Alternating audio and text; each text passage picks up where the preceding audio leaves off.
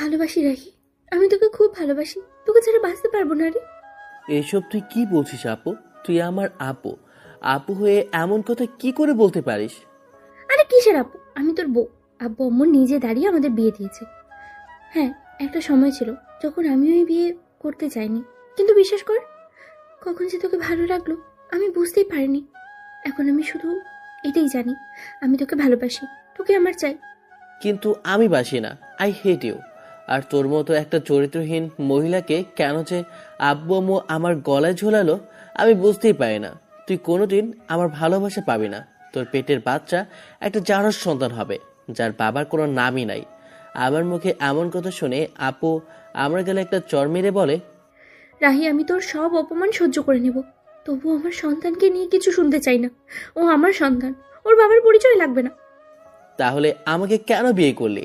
কেন আব্বু আম্মু তোর মতো একটা মেয়ের জন্য তার ছেলের জীবন নষ্ট করলো? আমি বুঝি না। আমি তোকে ঘৃণা করি।